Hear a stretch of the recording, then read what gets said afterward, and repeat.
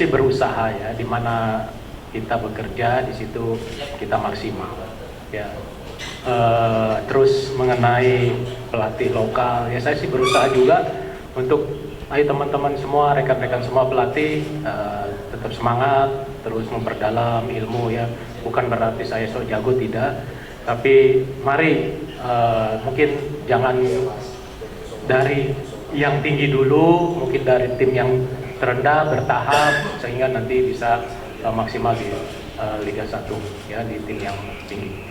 Jadi semuanya patut disyukuri ya, kerja keras kita semua, manajemen juga, pemain juga, tim pelatih ya, sekarang kita bisa ke Liga 1. Terima kasih.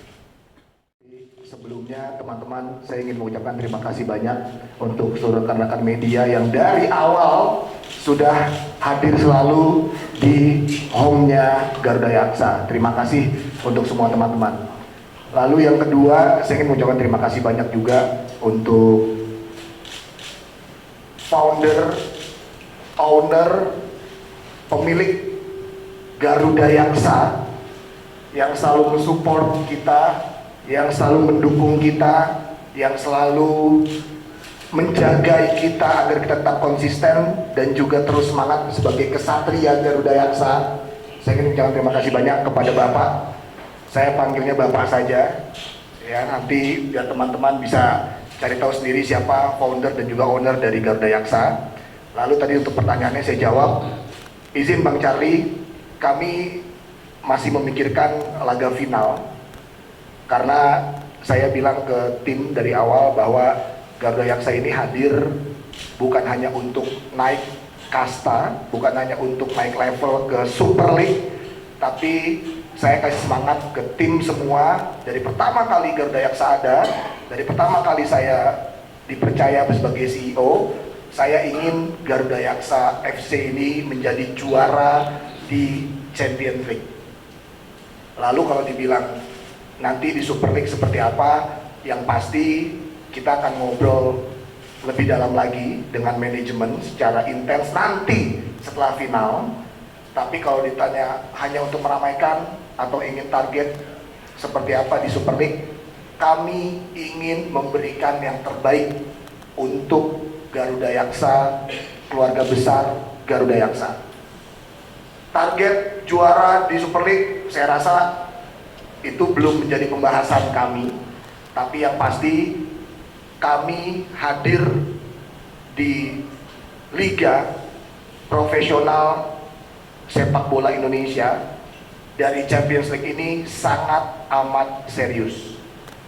Jadi insya Allah dukung kami terus agar kami tetap konsisten, agar kami tetap bisa memberikan warna baru, agar kami bisa membuktikan bahwa kami menjadi tim yang benar-benar bekerja, yang benar-benar ingin meraih prestasi dengan cara yang baik.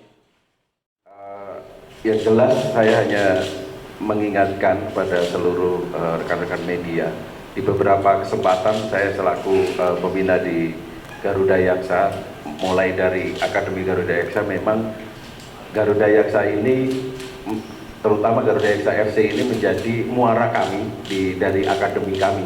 Jadi bagaimana kita harus memiliki klub profesional sebagai muara dari Akademi Garuda Yaksa yang berada di Bekasi. Ini menjadi grand design kami sebenarnya ke depannya, sehingga kalau tadi sesuai yang ditanyakan, ke depan pasti kami ingin menunjukkan bahwa Garuda Yaksa FC ini karena menjadi muara dari talenta-talenta di akademi kami, ini menjadi kami akan membuat suatu terobosan-terobosan, artinya tidak melulu umpamanya, mohon maaf kalau bisa disebut regulasi pemain asing ada 8 atau mungkin besok lagi siapa tahu nambah lagi, nggak ngerti. Yang jelas kita akan menampilkan sebuah komposisi pemain yang tidak hanya melulu mengutamakan dari asing, tapi bagaimana ini menjadi muara dari Akademi Garuda Yaksa, yaitu untuk memperbanyak talenta-talenta muda untuk bermain di Garuda Yaksa FC. sekalian saya juga mengucapkan terima kasih pada manajemen di kesempatan ini, boleh ya, dan seluruh pemain, seluruh manajemen dengan segala lika-likunya. Tak lupa saya juga mengucapkan spesial kepada Coach Eka Ramdhani yang dari awal mengawai, kemudian ada Coach Erwan yang dari PSIM, semoga beliau selalu sehat, dan kemudian ada Coach Ridwan dan sekarang menjadi Coach Widodo Cahyono Putro. Ya alhamdulillah, apabila kita menapak ke depan besok di final, saya kira karena Coach Widodo itu dari grup timur, saya kira mungkin bisa lebih memahami kondisi permainan dari siapa calon kita nanti di grand final yang kita tentukan esok hari. Terima kasih. Assalamualaikum warahmatullahi wabarakatuh. Ya, saya akan izin menjawab. Pertama, tim ini banyak yang menyebut bahwa tim ini adalah tim ajaib, tim yang baru muncul terus promosi. Tapi sebenarnya saya dan Bang Reza ini dari awal mengakuisisi tim ini dari PSS Cimahi, dan kita sempat terseok di playoff degradasi dan kita hampir turun ke kasta ketiga. Tapi alhamdulillah kita bisa selamat, dan tahun depannya kita dengan target jelas, dengan merombak hampir 90%, dan kita masuk 8 besar dan hampir melaju ke semifinal, tapi terhenti di waktu itu. Kita satu grup dengan Persijap dan Persijap yang promosi. Dan tahun 2025 bagaimana kami diakuisisi oleh Garuda Yaksa, yang awalnya kita kolaborasi ya Cip, di Akademi Garuda Yaksa di tahun itu pertama, yang tahun kedua untuk berubah, hanya berganti nama dan berpindah home base. Itu sejarah Garuda Yaksa ini, bukan ujuk-ujuk kita ada di tim Liga 2 hanya diakuisisi di satu sisi dan berganti nama, tapi manajemen masih sebagian yang lama. Dan memang kita ingin penyegaran, bagaimana kita ingin berkolaborasi, di mana Garuda Yaksa ini akademi memiliki fasilitas yang sangat baik di Indonesia. Lapangan sepak bola ada 2 lapangan yang bertaraf internasional rumputnya, dan ada lapangan yang untuk junior. Di situ muncul kenapa tidak kita melaju lebih profesional, dan ditambah Stadion Pekansari ini tim dari Liga 2-nya sudah tidak ada. Akhirnya kita memutuskan untuk berhome base di sini, dan alhamdulillah rezeki kami ada di sini. Mungkin insya Allah di next season kita akan tetap berada di Stadion Pekansari. Oh, dan pergantian pelatih dari awal memang kita tunjuk Coach Eka, cuman berhubung beliau lisensinya belum mencukupi waktu itu, jadi memang statusnya masih asisten, dan Coach Kamit yang menjadi head coach. Tapi berkolaborasi dengan Coach Eka, di mana di tengah jalan melihat kestabilan tim dan konsisten agak sedikit tergoyah, akhirnya beliau yang memutuskan dengan berlapang dada dan berjiwa besar bahwa tanpa kami evaluasi ingin menyelamatkan tim ini untuk ada pergantian atau penyegaran di tim kepelatihan. Makanya waktu itu kita berdiskusi panjang sampai 2 match kita lewati.